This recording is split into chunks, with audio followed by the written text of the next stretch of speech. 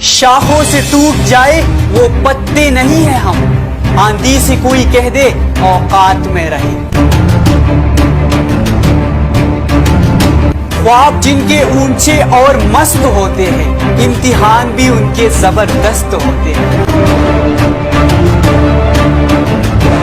ان لوگوں کے لیے کامیاب بنو جو تمہیں ناکام دیکھنا چاہتے ہیں۔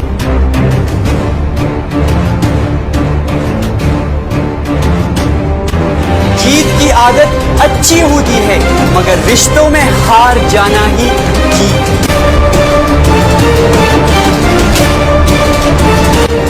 روشنی کی امید رکھو مگر امیدوں پہ زندگی مت گزارو۔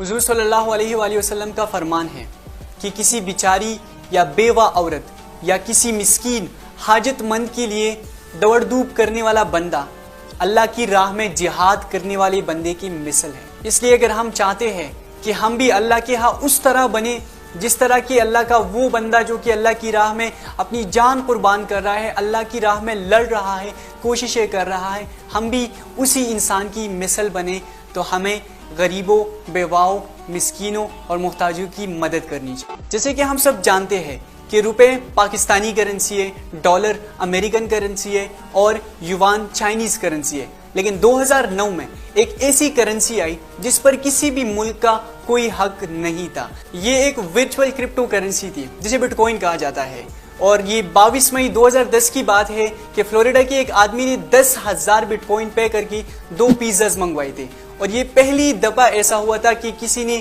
ایک ورچوئل کرنسی میں جو ہے وہ پیمنٹ کی اور اس نے کوئی فزیکل چیز خریدی تھی۔ اس وقت 10,000 بٹ کوائن کی قیمت لگ بھگ $41 تھی اور اس نے 2 پیزاز منگوائے تھے، لیکن آج کے دن $10,000 کی قیمت جان کے آپ کے ہوش فاختہ ہو جائیں گے۔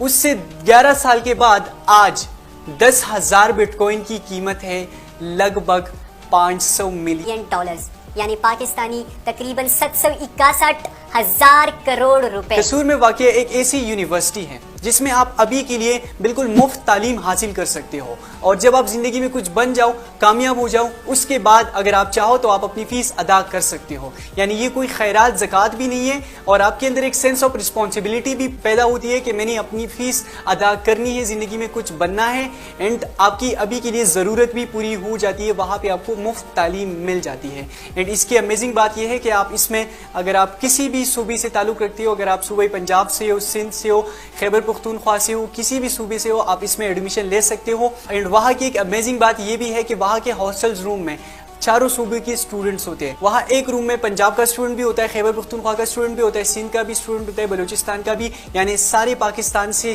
بچے مل کر رہتے ہیں۔ گائز، اگر آپ صرف پیسوں کی وجہ سے تعلیم حاصل نہیں کر پا رہے ہو تو آپ قصور میں واقع اس یونیورسٹی کے بارے میں تھوڑی سی ریسرچ کیجیے، اس کے بارے میں مزید جانیے۔ اگر آپ ان کا ٹیسٹ اور انٹرویو کلیئر کرتے ہو تو آپ کو بھی وہاں ایڈمیشن مل۔ حضور صلی اللہ علیہ وآلہ وسلم کا فرمان ہے کہ اگر ابن آدم کے پاس 2 وادیاں سونا بھر کر بھی ہو تو وہ تیسری وادی کی تمنا کرے گا۔ اس کا پیٹ صرف مٹی سے ہی بھرا جا سکتا ہے۔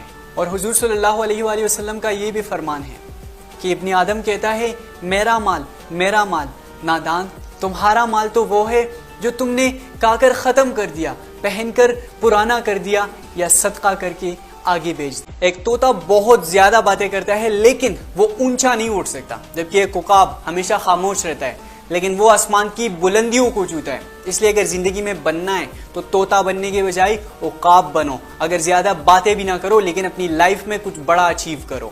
اگر آپ کو بھی غصہ بہت زیادہ آتا ہے تو آپ ایک بار حضور نبی کریم صلی اللہ علیہ وآلہ وسلم کا یہ فرمان سن لیجئے۔